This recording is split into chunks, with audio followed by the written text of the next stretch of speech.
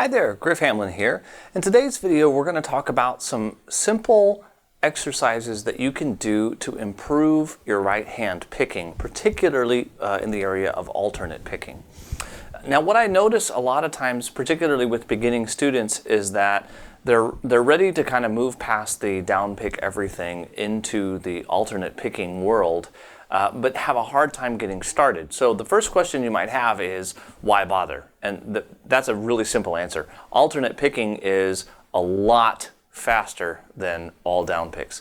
Now, you might think, well, it's twice as fast, right? You're going down and up instead of all down. It's actually more than that, because of the fact that you get to really economize your motion so much. So instead of just going down all the time, like if I just take a simple scale,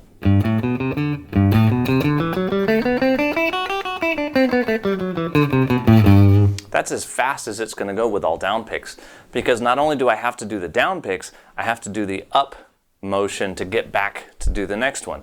Okay, so I'd rather take advantage of that.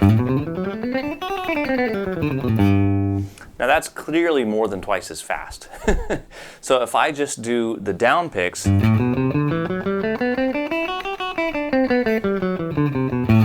aside from sounding kind of choppy because I have to almost kind of freak out to do it, aside from sounding choppy, it's not very fast, and it's never going to get any faster, because as fast as I can play, that's as fast as that's the speed limit with all down picks, as opposed to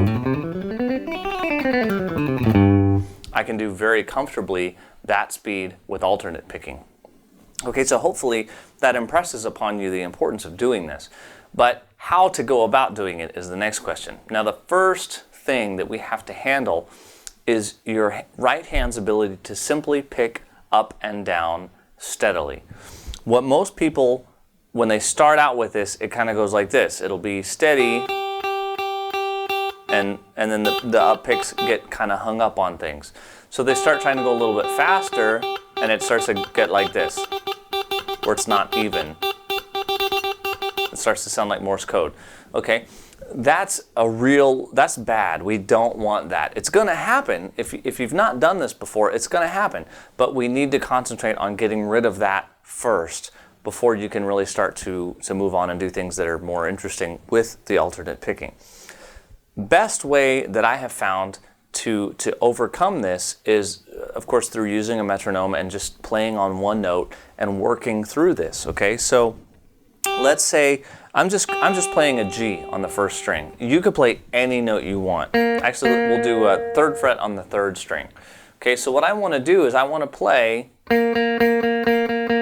get to where I can comfortably play that one note.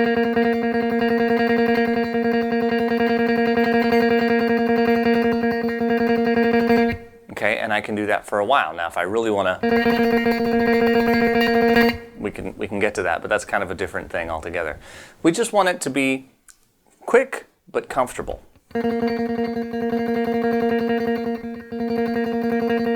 Okay, so when in doing that, I don't want, kind of all over the place. That's what we want to avoid. So how do we go about doing that? First thing you need is a metronome. I've got one right here. This is a very simple metronome. It's an old one. It's a QuickTime. I don't even know if they still make these. I don't care. It just needs to be the simplest, cheapest metronome you can find.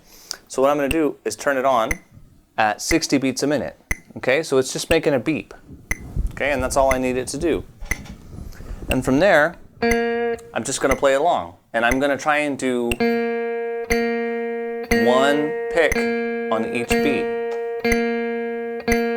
So down, up, down, up, down, up, down, up.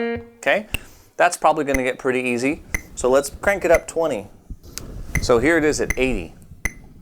So down, up, down, up, down, up, down, up, down, up. Okay? Now that might also be pretty easy. Let's talk about a couple of quick things though. Your right hand technique. First of all, when you hold the pick, only one finger on the back side of the pick. If there's one thing I see that trips up more people than anything else is that they use 2 fingers on one side and the thumb on the other. You want 1 finger and the thumb on the other. If you have a hard time breaking this habit, force yourself to plant these 3 fingers on the guitar when you pick. Now some people will say that you should keep your hand, like balled up in a fist. That's fine. I don't care for it as much simply because I like to have my fingers on the guitar so I know where I am. But it's okay if you're used to this, or some people fan their fingers out and do like that. It's fine. By and large though, the wrist is not making the movement. The movement is coming only from my thumb. So my thumb is pushing on the pick, relaxing to have it come back. Push, relax, push, relax. And my wrist might do a little bit to get it back up, but there's not a lot of wrist motion. I don't want a hard attack. I just want enough to get the notes to come out. So actually, if anything, I would say play quietly to train yourself to not hit the strings harder than you need to right now. Okay, so I want a nice, easy sound. Okay, so let's say you can do it at 80. We'll turn it up. I like to go by about 20 at a time, and the reason I do that is to find where you can't do it anymore. So let's say I bring it up to 100. And it gets like that, okay? So let's say you can do that. Eventually, you'll get to the point that you can't do it anymore, that it's not consistent. But let's say that point isn't up until about 160 or 180. Let's make 160 be the cutoff. What happens is, when you get to 160, if you can do down, up on the beeps, then we need to cut it in half and we need to go to eighth notes. So what that means is that at 160, you're going to go back down to 80, which I'll do right here. But at 80, we're going to do eighth notes. So you're going to pluck down on the beats and up in between them. So you first better be able to count 1 and 2 and 3 and 4 and 1 and 2 and 3 and 4 and.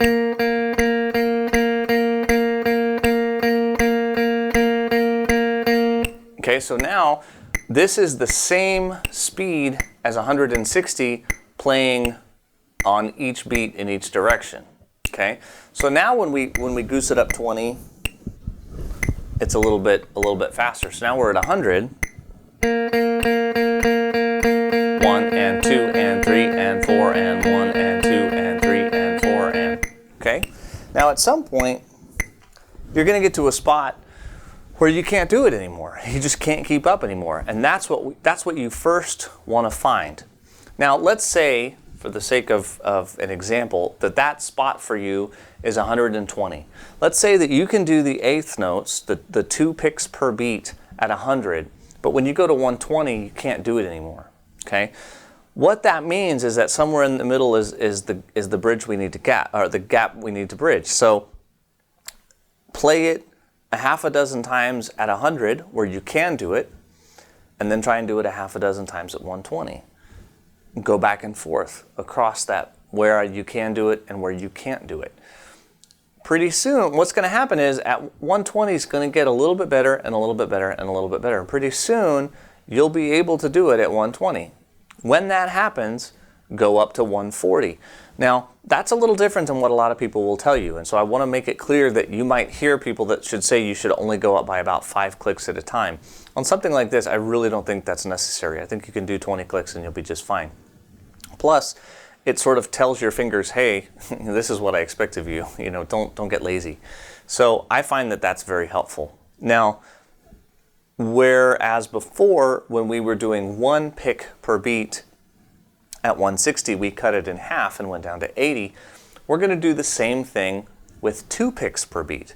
When you can do 2 picks per beat at 160, we're going to cut it down in half to 80, and we're going to do 4 picks per beat. Okay, now truly that can be done, and this is called 16th notes.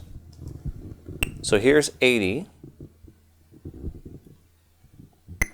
And now you have to count 1E and a 2E and a 3E and a 4E and a. So if you've never heard of 16th notes before, that's how they count. So you can tap it out, 1, 2, 3, 4, 1, 2, 3, 4, 1, 2, 3, 4, 1, 2, 3, 4. And if you're having a hard time hearing it, then I suggest that you do that. But once you've got it, then 1, 2, 3, 4, 1, 2, 3, 4, 1, 2, 3, 4, 1, 2, 3, 4, 1E and a 2E and a 3E and a 4E and a.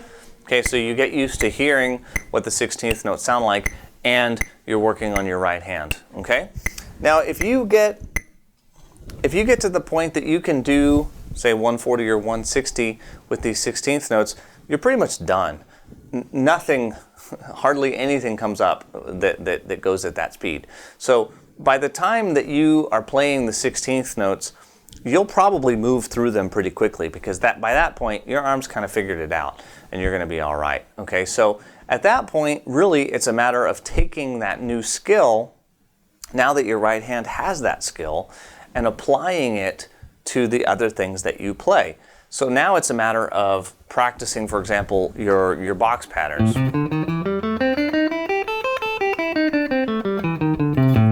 And using this alternate picking.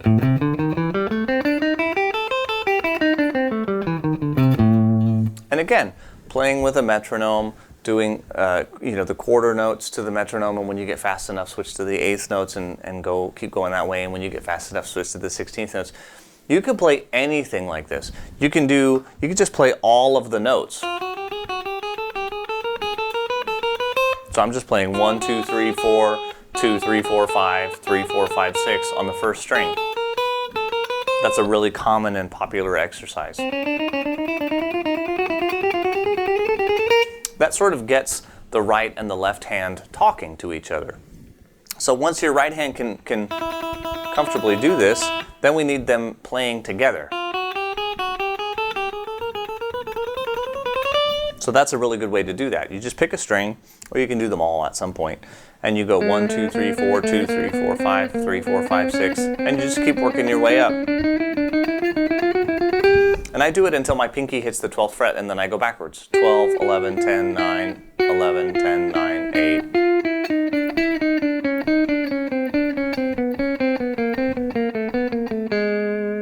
Okay, and you can do that on any and every string. Okay, so those are several different examples of ways that you can improve the speed and efficiency of your right hand. If this whole alternate picking thing is new to you, I really hope you'll take even just 4 or 5 minutes each day. Just turn on the metronome and just play up and down and get used to making that motion and get it smooth and get it comfortable. Remember to play quietly. Don't try to, that's what we want to avoid. So pretend that you want to play softly. When you want to play loud, it won't be a problem, I promise you. Okay, so I hope you got something out of this video, and I will see you soon.